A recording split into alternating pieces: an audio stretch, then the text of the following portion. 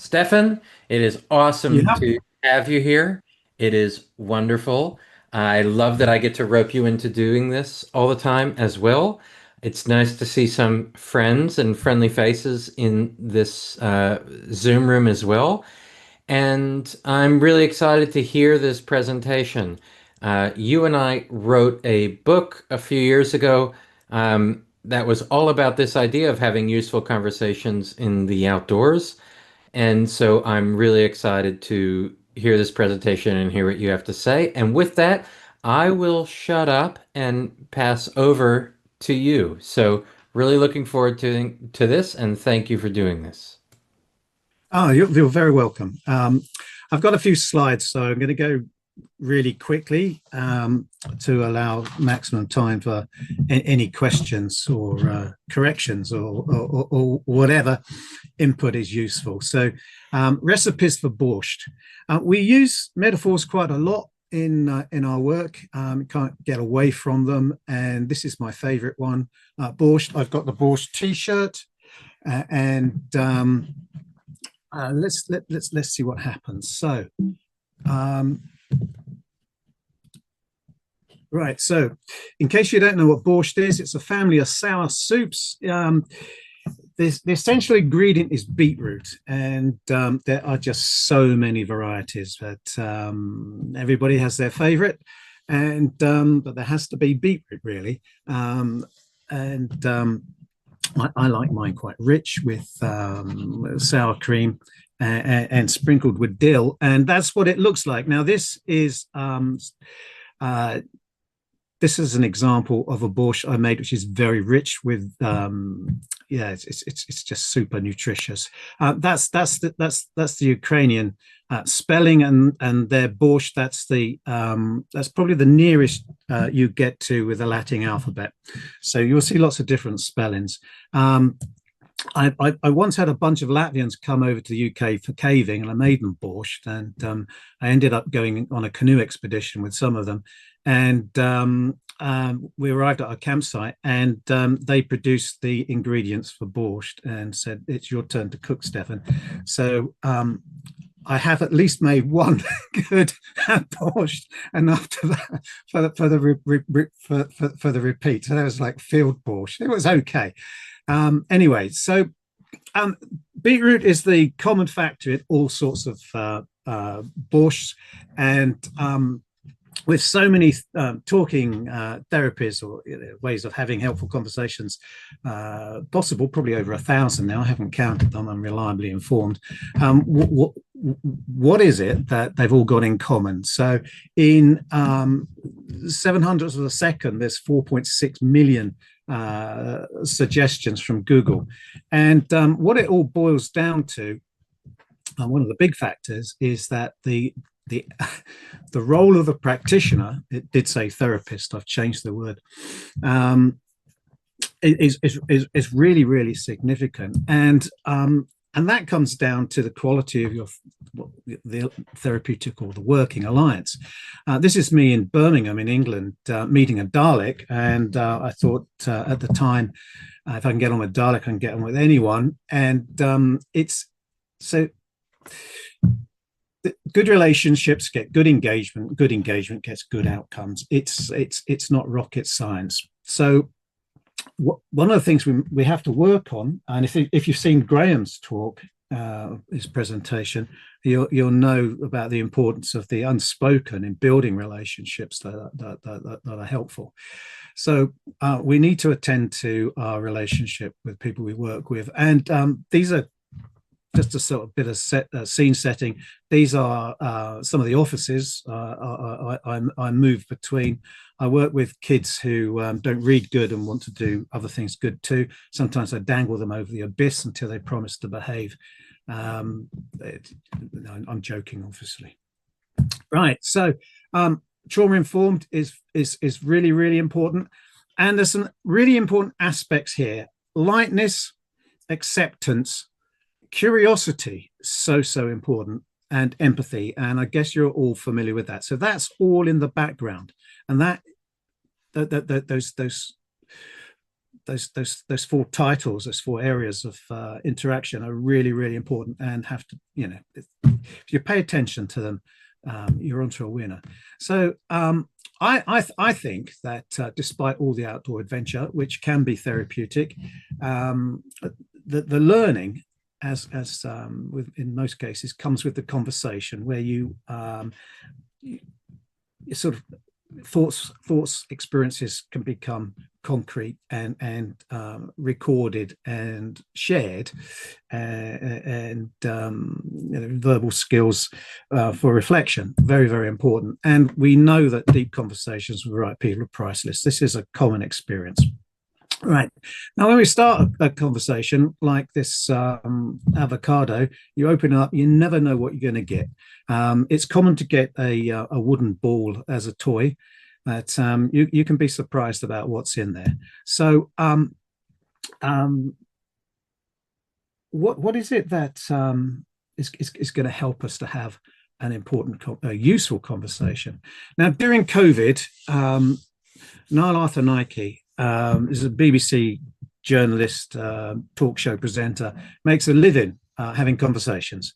And he thought that he'd better write a book on this, because you don't have much else to do, I guess, during COVID. So how to have better conversations.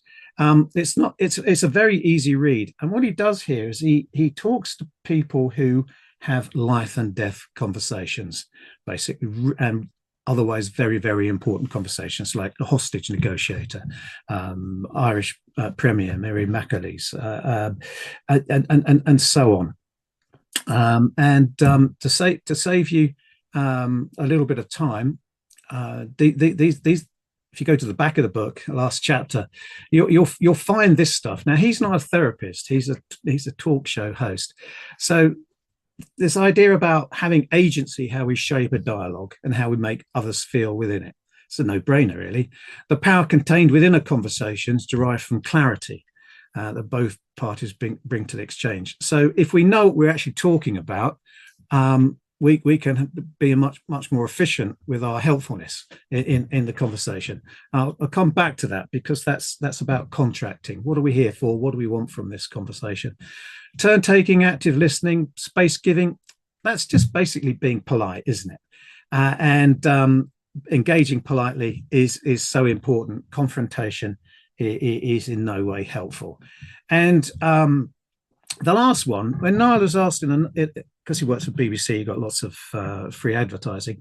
In a short interview, he was asked what the single most important thing was in driving a good conversation, and he said, without any pause, that curiosity was the most important thing. So we look for evidence to bring to our conversation, rather than the emotions, which he reckons, and I agree with, can lead to impetuous decisions. You can make your own mind up. So speaking is just part of it. Listening is so important, and we talk about active listening. So what is that? So it's concentrating on what the other person's saying without judgment. So Rogerian core conditions are really important with here, without working on problem solving, because that often means guessing, and the chances are you'll get it wrong, and then you get stuck. With attention to things that are already happening, that prove that change is possible. Well, it's happened before, it's happening now, and exceptions to whatever brought the other person to this conversation. Active listening. So I'll come back to that later. Right. So words are very, very important. Wittgenstein, in the 1930s, I understand, attempted to demodel philosophy by looking at how language works, and claimed, or someone claimed on his behalf, I don't know which, that he'd solved philosophy. And the second one here, the second point, simple everyday language probably reduces misunderstanding and confusion. And then later on, he wouldn't have known about this at that time. In Mark McCurgo's book, The Next Generation of Solution Focused Practice, he talks about behavioral conversation, engaging at the most fundamental levels of life. And what he's talking about there is, of course, neuroplasticity. That something to consider. Having a useful conversation and actually helping someone when they think about things differently, making new neural connections. So some learning there. So on this theme of words being very important, asthma-related words in this study produced effects on brain and lung function, and talking to elderly people about age-related decline led to worse gait and intellectual skills in that. So words are important. Sticks and stones. Right. So, what else have we got out there that is useful in having a theory of change, really, for our conversations? So, this idea about the theory of planned behavior. 3 things here: affinity, approval, ability. So, when you see something, you're more likely to change when you have these 3 things. So, when you see that the thing that you're about to do or what you're doing, you see that in a positive light, that other people approve of what you're doing, and that you think you're in control of what you're doing. So those are important aspects in our conversation. So people should be in control of their own choices and the things that they're in charge of their own change, really. They work, we work in their best interests, and we trust them to know what they want. Right. So, Course Guard, talking about identity and consciousness of self.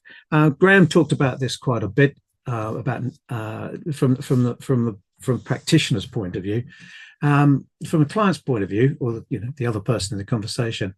Course Guard talks about identity being modifiable depending on certain social circumstances, so peer groups, living conditions, all that sort of stuff. That the image of self, if we can look at that differently, it's an important agent of change. And this sort of identity comes in 3 sorts: what you think of yourself, and as how other people see you, and how you see yourself in your social group, and came up with this idea of practical identity. And I watch a podcast by Professor Gerdes, and at the end of everyone, he says, "Thank you for being the kind of person who cares about blah blah blah." And he teaches leadership, and somewhere in the States, and he explained this by saying that when you identify yourself as somebody who has a particular interest, you're more likely to do something about it. Right. So going back to Course Guard, I can't read all of this because the number of people in the there's a little window with everybody there in the corner. I don't know if that. Would you like me to read it, Stephan? Yes, please. Yeah. Okay. The conception of one's identity in question here is not a theoretical one. It is better understood as a description under which you value yourself, a description under which you find your life to be worth living and your actions to be worth undertaking. So I will call this a conception of your practical identity. Yeah, thank you, Will. So this sense of self and how you identify yourself is really, really, really, really important, and especially to the worth that somebody gives themselves, that you find your life to be worth living. Profound. Right. So that's from philosophy. What about from what can we take from statistics? So David Spiegelhalter is an eminent statistician and advises government on stuff scientific, and has been mentioned in Parliament for that. So I picked this book up, and straight away I found this, crikey, about our existence depending on a fragile chain of unforeseeable events. That's true. We all have to live with uncertainty, and that's what he's talking about. And uncertainty in a relationship, and our individual feelings about coincidence and luck, doubts about the future, and he wants being a statistician. Obviously, he's interested in probability, which he translates to formal language of uncertainty. So he spends quite a bit of time on the chances of things happening, and this was the takeaway for useful conversations, that probability models are always inadequate, and we need to acknowledge the uncertainty. And he said that all mathematical models, or all behavioral models, or any model you want to work on is likely to fail because the model is inadequate. So this points to the danger of making assumptions about what somebody else is telling you, and also making assumptions in a diagnostic sort of way. How can we guess what's going on here? Why don't we just ask? So and then there's this thing about British cycling. It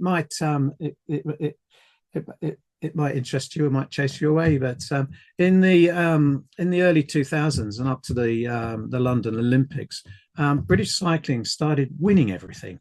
Now, up to that point, they used to lose everything, to the extent that premium bicycle makers would not let British cyclists ride their bikes because they didn't want their brand associated with failure.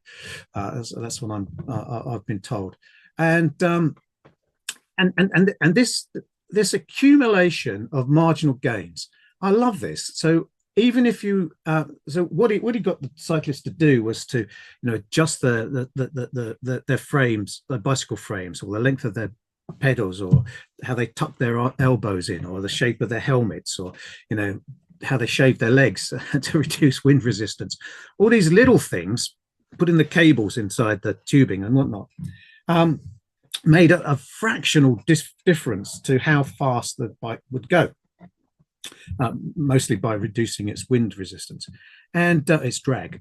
And all these little things added up, and they added up so much that British cyclists started winning big. And I'm told that some French cyclists didn't like this. They thought there's something going on here, and they asked, how comes you're winning? What are you doing? And partly in jest and partly in truth, the French cyclists were told that the British bicycles had rounder wheels. And that's true, because if you tie up your spokes better and your wheels don't wobble, you can go faster. So it's just encapsulated in this cartoon, the accumulation of marginal gains. So lots of little steps making more progress than one or two, big steps. The inference there is pretty obvious. So when we're looking at helping somebody in a conversation with change they want for themselves, if we can explore the little things that they can do a little bit more of, they're going to make more progress than if we stay with big ideas. So it's the details that's really, really important. So navigation, I quite like this. So things are going from bad to worse, into the middle of nowhere. So as another metaphor, if we take this is an orienteering map, so it's quite big scale. There's a lot of detail there. So if we say, well, the compass gives us the direction of our conversation, and that will be towards a better way of being. And if we want to move from the bottom of this map to the top, which is going due north, you can see from the black lines, there's lots of routes that we can take. So the detail in the map, and what we would notice as we navigate towards the top of the map, gives us some indication of our progress. And the minimum progress that we should expect in a helpful conversation is heading off in the right direction. So if the person we're working with leaves the session and they got a sense of moving in the right direction, that is, and taking the first few little steps, then that is the minimum we can hope for. Right. So this is a frog, and it's slightly out of focus because it was taken with an early camera phone, about 8 pixels or something. And I came across this frog in a snowstorm on a Welsh mountain.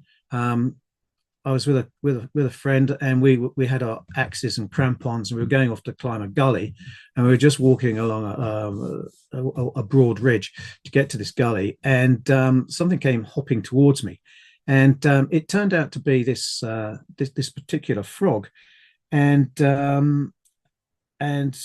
having frogs are cold-blooded.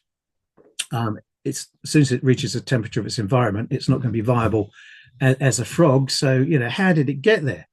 Chances are it was dropped by a bird, like a sort of predatory bird with a long pecky beak that hunts in ponds, like a heron or something like that. And anyway, so it was making a beeline for us. And when I realized what it was, I picked it up and I took it back down the mountain to a swampy bit where it could do its froggy stuff. So being adapted to your environment and the ecology of your life is really, really important. And for animals, there's basically 4 things that they need to achieve, and that is to obviously not get eaten, find some food, find some shelter somewhere they're safe, and find a mate, which is a bit like being a teenager. So we can understand that from a behavioral ecology point of view.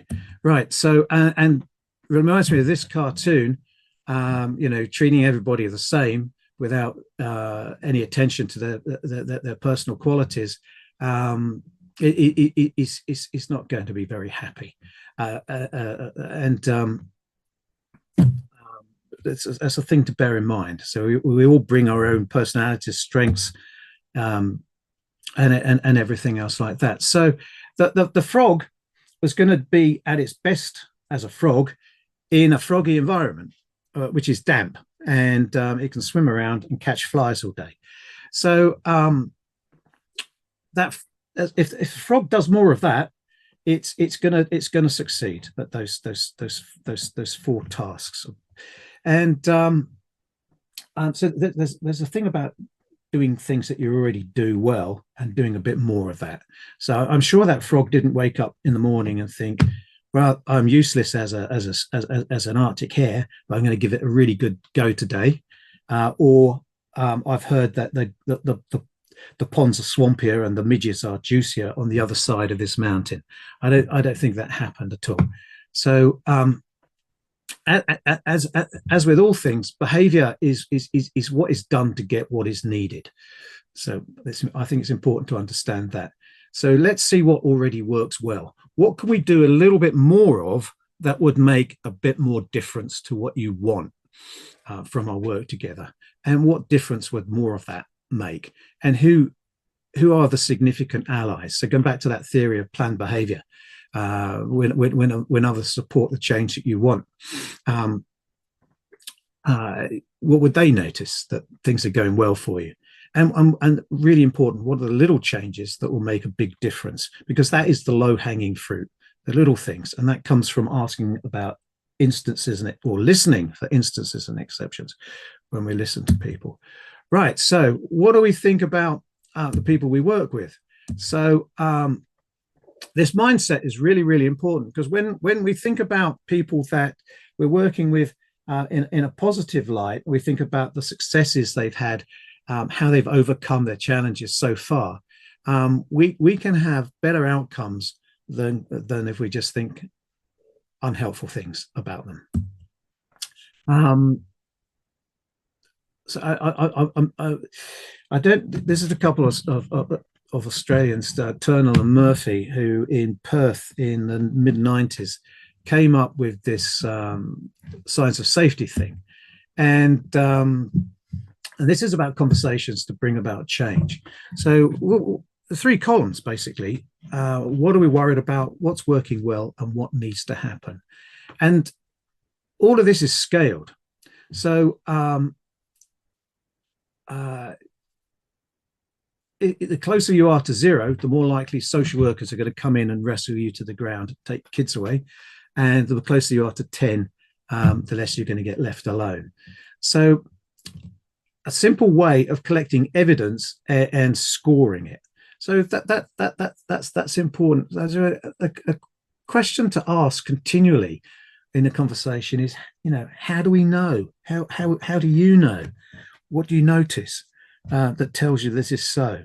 So we want evidence. We can be quite scientific about this and use tons of curiosity, because if you ask that question with respect, it helps preserve the dignity of the person you're working with, and they can have a sense of being taken very seriously, and that's very, very important. So this scaling thing, just very quickly, goes from the worst possible to the best possible, and on a scale of 0 to 10. And you might say, well, how close are what would be good enough for you? And that someone might say, well, 8. And well, where are you now? 4. And just about everybody does this. However, if you take it a little bit further and turn this into a strength-based conversation, so what makes it a 4? Can you give me some idea of what it is that's made you score 4? We can start collecting information about strengths, about exceptions, about instances, and we can say, well, what would you notice if you moved towards the outcome that you want? What would be the very first things that you would notice? And this links in with the miracle question that some of you have heard of, I'm sure. You wake up tomorrow and you're going to be okay. What would be the very first thing that told you this was so? Really powerful tools. So in my work, I'm a solution-focused practitioner. You might guess by now. So problem-free talk is really, really important to start off with. What are you good at? What do you like spending your time doing? I'm looking for strengths. I'm looking for stuff that they're really interested in. From that, I can build a climate of competence that a lot of people I work with have been continuously told they won't amount to anything, which is not helpful. So if we can start creating a can-do climate, if you like, agreeing with what we're actually working towards, that's very important. So neither of us are going to waste our time. Listening with that attentive ear, or a constructive ear, that was mentioned right at the top of the thing. And the future focus, that's the compass direction. Where we're going, it's somewhere over the horizon. It's like the pursuit of happiness. It's a journey to a better way of being. And is it solution forced or solution focused? So am I trying to help person I'm working with find their own answer to what they think is best for them? Or am I working on behalf of somebody else, which is solution forced? And there is an ethics paper that I wrote with Will that talks about this in more detail. Right. So practice tips. So to stay how to stay neutral, if you like, and curious, is to be culturally informed. Don't go planting your flags in the people you're working with in their lives. Don't be a tourist in their lives. The sunscreen song, advice is a form of nostalgia. Asking why, this is a question to be avoided. It's a question for philosophy, and it is on the slippery slope of shame, because it requires justification, and that might be, well, I'm a bad person. It's not helpful. Avoiding but, because it negates all that came before it. Other connecting words are available, like and, though, yet, because those acknowledge the struggles that people are having. Staying with signs and avoiding tasks, because tasks tend to be lists of things that other people think you ought to do. So witness, the wet towel on the teenager's floor, or the empty milk jug put back in the fridge. Observe more. So be very curious rather than trying to diagnose what's wrong. The chances are you'll get it wrong. And listening out for this accumulation of marginal gains, because they make big differences, just like for the British cyclists. Right, the prime ethic, this is aspirational, leaving no footprints in a client's life. So these are my footprints on a Scottish mountain, and I remember looking back and thinking, well, a bit more temperature or a bit more snow and there'll be no sign that I was ever here. And I thought, yeah, I want to be like that. So one of the main purposes of having a helpful conversation is to generate hope, because without hope, people are really in a dark place. So we want to be helpful there. This is the book I wrote with Will, Co-Adventuring for Change. You can check that out in your own time. And it's about solution-focused practice. And this little meme sort of encapsulates the approach. So if you focus on a problem, you're gonna stay stuck. So we're looking for the easy way out. Right. This guy was really important in this way of thinking. His name's Milton Erickson, and he had a lot of challenges in his own life, and he was a clinical hypnotist. And being a hypnotist, he was interested in pattern disruption. So we're all familiar with that little saying, madness is just doing the same thing over and over and over again and expecting something different to happen. So he was interested in this pattern disruption. And my favorite story from his career is that he was working with someone that apparently nobody else could get anywhere with.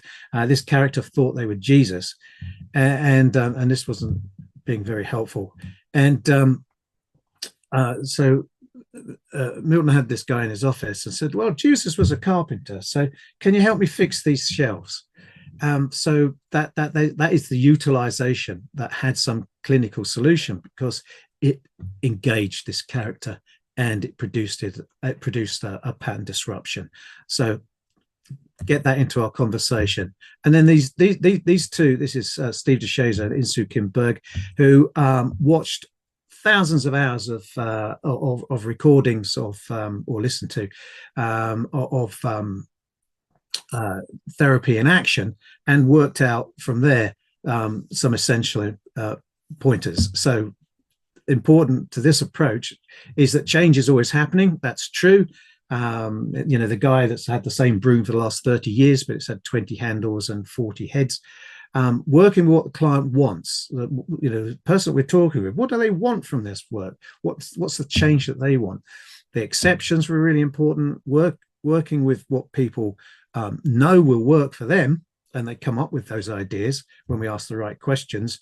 And solution building instead of problem solving, because problem solving, we tend to go around in circles and we don't actually head off in a useful direction.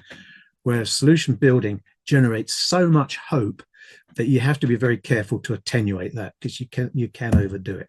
Right, this is me in my early 20s. I used to ride these big beastie motorbikes, and this particular one would break down in the most unpredictable and random way. And quite often I had to make tools to take it apart. One time I had to buy a Whitworth spanner. I don't know if you know what that is. It's a certain gauge of spanner, and get the end chopped off and have it welded to an iron bar so I could get the cylinder head off.